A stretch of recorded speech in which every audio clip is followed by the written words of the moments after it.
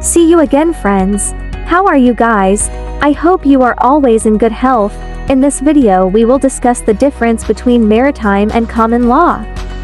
Did you know that your maritime lawyer must be conscious of maritime and common law when dealing with maritime disputes? Since law courts were first established in England, judges have relied on common law to settle maritime disputes, and this trend has continued to today. However, there is a lack of uniformity in how admiralty law courts apply maritime and common law doctrines to settle maritime disputes. Therefore, if you are involved in a maritime dispute,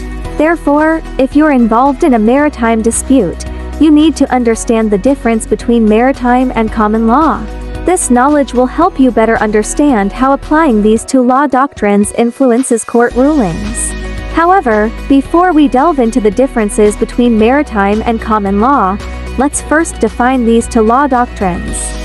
What is common law? Common law is a concept that originated in England during the early days of England's law court. Common law is a body of unwritten laws established through court decisions. In the early days of the English court, there were no law statutes that could make court decisions. Therefore, judges had to rely on their interpretation of justice to make decisions.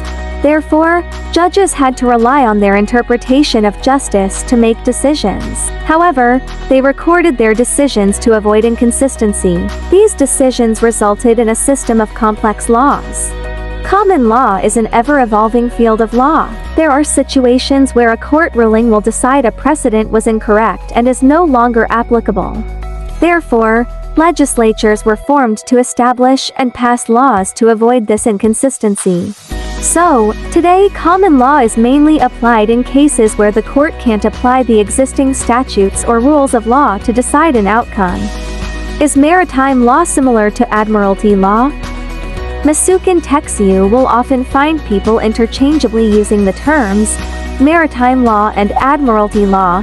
However, it's correct to refer to admiralty law as a subset of maritime law. Admiralty law is best described as maritime common law.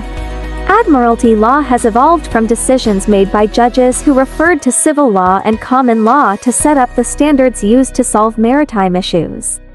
What are the differences between maritime and common law? Now that we've explored the definition and differences between maritime and common law, you need to understand the type of court cases tried in admiralty law courts. Admiralty law courts preside over maritime issues related to contracts, injuries, torts, and crimes. The list below includes some of the cases you'll commonly find on trial in admiralty law courts.